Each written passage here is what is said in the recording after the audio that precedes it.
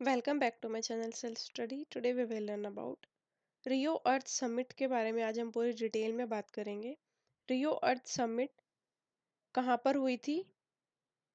रियो de Janeiro Brazil में 1992 में। इसको अर्थ समिट भी बोला जाता है।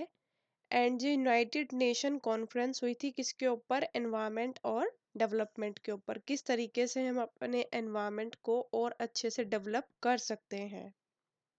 इस अर्थ समिट का एम क्या था? Achieving global sustainable development. Environment को सस्टेनेबल डेवलपमेंट बनाना है, नेचर से खिलवाड़ नहीं करना है, इंडस्ट्रीज को। यूनाइटेड नेशन कॉन्फ्रेंस हुई थी फर्स्ट, जो ह्यूमन एनवायरनमेंट के ऊपर हुई थी वो हुई थी स्टॉकहोम में 1972 में। And it was the first conference जो भी एनवायरनमेंट के ऊपर हुई थी 1972 में। और रियो अर्थ समिट हुई थी 1992 में। तो ये इसकी 20th एनिवर्सरी के ऊपर इसको और किस तरीके से डेवलप किया जा सकता है, एनवायरमेंटल इश्यूज को किस तरीके से और इम्प्रूव किया जा सकता है, तो तब हुई थी रियो डी जेनेरियो में earth summit. RIO means regional inspection officer. Eco friendly बनाना था इन्वायरमेंट को। इको एफिशिएंसी कॉन्सेप्ट को लेकर आया गया था, जिसमें जो भी गुड्स एंड सर्विसेज हैं, जो भी प्रोड्यूस हो रही हैं, रिसोर्सेज का यूज कम हो और उसमें वेस्ट कम हो, पोल्यूशन भी कम हो। अब रोल क्या था रियो का? ऑब्जेक्टिव क्या था? Is to stabilise the greenhouse gases. जो भी एनवायरनमेंट को खतरा हो रहा था, अर्थ को खतरा हो रहा था ग्रीन हाउस गैसेस से, ओजोन लेयर के बढ़ने से, उसको रोकना। To prevent the dangerous human interface with the climate system. किस तरीके से सस्टेनेबल बना सकते हैं एनवायरनमेंट को? किस किस ने अटेंड की थी अर्थ समिट? 178 कंट्रीज के हेड थे, गवर्नमेंट के कुछ लोग थे, and delegates from various organisation. Delegates मतलब एनजीओज के रिप्रेजेंटेटिव थे, जिनका मेन मोटिव था एनवायरनमेंट को सस्टेनेबल किस तरीके से बनाया जाए। अब इस अर्थ समिट का मेन एजेंडा क्या था? ग्लोबल एनवायरमेंटल इशू को एड्रेस करना और प्रमोट करना सस्टेनेबल डेवलपमेंट को। ये सबसे बड़ी इंटरनेशनल कॉन्फ्रेंस हुई थी रियो अर्थ समिट, रियो डी जेनेरियो में, जिसका नाम था अर्थ समिट भी इसको बोला जाता है। जिसको वर्ल्ड वाइड इकोनॉमिक डेवलपमेंट की बात की गई थी वहाँ पे, किस तरीके से एनवायरनमेंट को प्रोटेक्ट करना है हमको, इन सब इश्यूज पे इस अर्थ समिट पे बात हुई थी। अब इस कॉन्फ्रेंस से 5 मेजर इंस्ट्रूमेंट्स साइन किए गए थे। फर्स्ट है Rio declaration. Rio declaration means एक स्टेटमेंट थी प्रिंसिपल की। 27 प्रिंसिपल्स थे, जिसमें एनवायरमेंट से लेकर इश्यूज के ऊपर बात की गई थी। एजेंडा 21 300 पेजेस का था, किस तरीके से एनवायरमेंट को सस्टेनेबल बनाया जाए।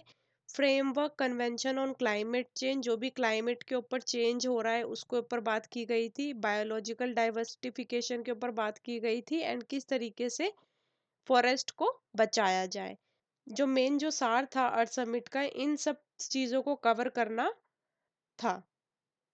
एजेंडा 21 को अगर हम कॉम्प्रिहेंसिव वे में देखें कि किस तरीके से एनवायरमेंटल इश्यूज को कवर अप किया गया, गरीबी को घटाया गया, कंजप्शन पैटर्न को ठीक किया गया, वेस्ट मटेरियल जो भी हो रहा था उसको ठीक किया गया, बायोडाइवर्सिटिफिकेशन के ऊपर बात हुई।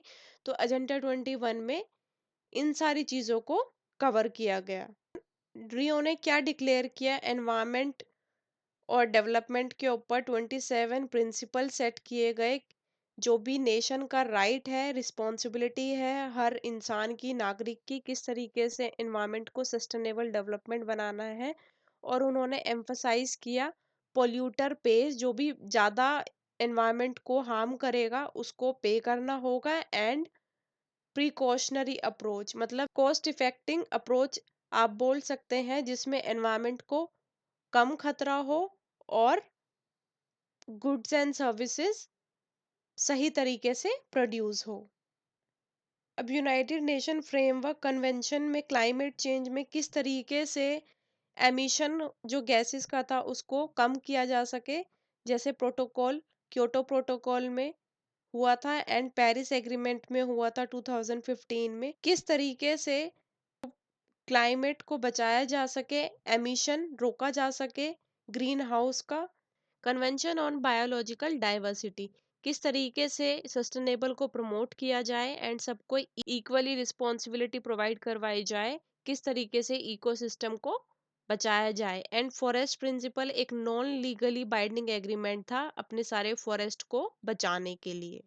आई होप आपको ये अच्छे से समझ में आ गया होगा। अर्थ समिट हुई थी ब्राजील में, रियो डी जेनेरियो में 1992 में। उसका मेन एजेंडा क्या था?